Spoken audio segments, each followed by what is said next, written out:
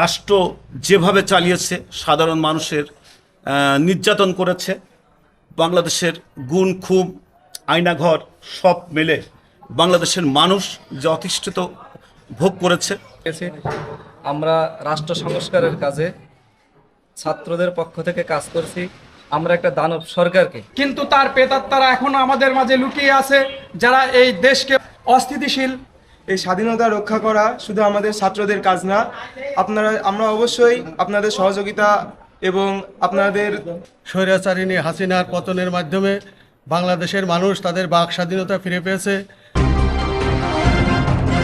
কুষ্টিয়া সদর ঐতিহ্যবাহী হরিনাথপুর ইউনিয়ন বিএনপির ও তার অঙ্গ সংগঠনের উদ্যোগে বৈষম্য বিরোধী ছাত্র আন্দোলনের শহীদদের আত্মার মাগফিরাত কামনায় এবং দেশনেত্রী খালেদা জিয়ার জন্মদিন উপলক্ষে আলোচনা ও দোয়া মাহফিলের আয়োজন করে। শুক্রবার সন্ধ্যার পর এসকেন মোড়ে এই আলোচনা ও দোয়া মাহফিল অনুষ্ঠিত হয়। এ সময় বক্তব্য রাখেন হরিনারায়ণপুর ইউনিয়ন বিএনপির সাবেক সাধারণ সম্পাদক ফজলুর রহমান স্বাধীন। বৈষম্য ছাত্র আন্দোলনের মাধ্যমে আমরা দ্বিতীয়বার স্বাধীন একটি রাষ্ট্র পেয়েছি। সেই বৈষম্য আন্দোলনে যারা শহীদ হয়েছে তাদের মাগফিরাত, আত্মার মাগফিরাত এবং দেশনেত্রী বেগম খালেদা জিয়ার ৭৮তম জন্মবার্ষিকী, তার জন্য দোয়া। আজকের এই অনুষ্ঠান আয়োজন করেছিলাম আমরা গুটি কয়েক মানুষ, হরিনাথপুর ইউনিয়ন বিএনপি অঙ্গ সংগঠন এবং বৈষম্য বিরোধী ছাত্র আন্দোলনের নেতৃবৃন্দ দিয়ে। আজকের এই অনুষ্ঠানটি মূলত আমাদের দীর্ঘদিন ১৭ বছর পরে আমরা আমাদের বাক স্বাধীনতা ফিরে পেয়েছি। সেই বাক স্বাধীনতা ফিরে পাওয়ার লক্ষ্যেই আজকে আমরা এখানে একত্রিত হতে পেরেছি।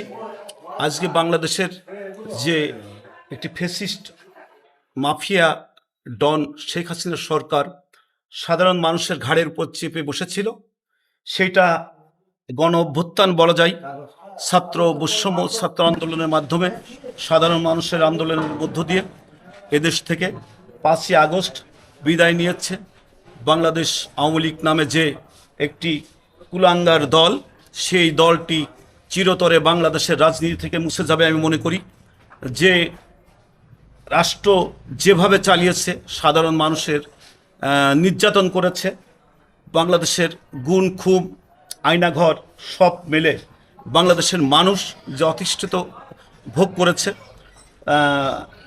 সাংবাদিকতার স্বাধীনতা ছিল না, আমাদের বাক স্বাধীনতা ছিল না, আমরা সেখান থেকে মুক্ত হয়েছি। আগামী দিনে আমরা এই ছাত্র ভাইদেরকে সঙ্গে নিয়ে আগামী দিনে রাষ্ট্র মেরামতের কাজে আমরা সবাই মিলে কাজ করব, এই প্রত্যাশা নিয়ে। বাংলাদেশটা ভালো থাক, সুন্দর থাক, এই প্রত্যাশায় বক্তব্য রাখেন ছাত্র আন্দোলনকারীদের সমন্বয়কারী সাগর সহ আরো অনেকেই। সংগ্রামী ছাত্র জনতা, সকলকে জানাই বিপ্লবী শুভেচ্ছা ও অভিনন্দন। আমরা দীর্ঘ একটা সংগ্রামের পরে বাংলাদেশ থেকে স্বৈরাচার ফ্যাসিস্ট খুনি হাসিনাকে পদত্যাগ করতে বাধ্য করিয়েছি। আমরা রাষ্ট্র সংস্কারের কাজে ছাত্রদের পক্ষ থেকে কাজ করছি। আমরা একটা দানব সরকারকে পরাজিত করে নতুন আর একটা দানব সরকারকে বসাতে চাই না। আমরা এই রাষ্ট্র সংস্কার চাই। আমাদের দেশের সাধারণ জনগণকে আমরা আর কখনো অস্ত্রের সম্মুখীন করাবো না, এই জন্য আমরা কাজ করে যাচ্ছি। আপনারা সবাই আমাদের সহযোগী হবেন। আমরা রাষ্ট্র সংস্কারের সত্যিকারের সোনার বাংলা যে আমরা শুনেছি, সেই সোনার বাংলা প্রতিষ্ঠায় কাজ করব। বৈষম্য বিরোধী ছাত্র আন্দোলনে শহীদদের মাগফিরাত ও বেগম জিয়ার জন্মদিন উপলক্ষে দোয়া ও আলোচনা সভার সম্মানিত সভাপতি এবং আমার প্রাণপ্রিয় ছাত্র জনতা সবাইকে জানায় আমার আন্তরিক সালাম এবং শুভেচ্ছা। আপনারা জানেন দীর্ঘ 16টি বছর যে ফ্যাসিস্ট স্বৈরাচারী শেখ হাসিনা আমাদেরকে জিম্মি করে রেখেছিল, এই ছাত্র আন্দোলনের মাধ্যমেই এই ফ্যাসিস্টকে আমরা পদত্যাগ করতে বাধ্য করেছি।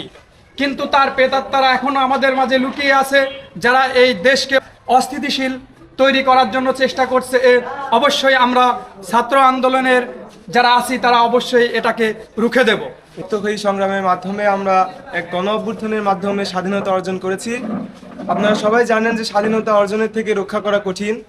এই স্বাধীনতা রক্ষা করা শুধু আমাদের ছাত্রদের কাজ না, আমরা অবশ্যই আপনাদের সহযোগিতা এবং আপনাদের যে পরামর্শ আমরা কামনা করছি। আপনারা আমাদের সাথে থাকবেন এবং দেশকে নতুনভাবে সংস্করণ করার জন্য যা যা পদক্ষেপ নিতে হয় আপনারা আমাদের গুরুজন হিসাবে আমাদেরকে উপদেশ দিবেন, আমরা সেভাবে কাজ করার চেষ্টা করব। আজকে বৈষম্য বিরোধী ছাত্র আন্দোলনের নিহত ছাত্রদের আত্মার মাগফিরাত কামনায় এবং দেশনেত্রী বেগম খালেদা জিয়ার জন্মদিন উপলক্ষে এই দোয়া অনুষ্ঠানে আপনাদেরকে শুধু একটা কথাই বলতে চাই,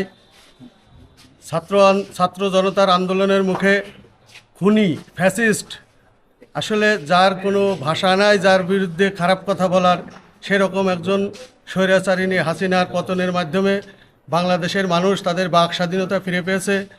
এখন দেশ সংস্কারের কাজ চলছে। সবাইকে এই সরকারের সহযোগিতা করে সুন্দর একটি দেশ গঠন করে এই সরকার নির্বাচনের মাধ্যমে একটা গণতান্ত্রিক সরকারের হাতে ক্ষমতা দেবে, যত দ্রুত সম্ভব সংস্কার করে। Mohammad Rafiq, RK News 24।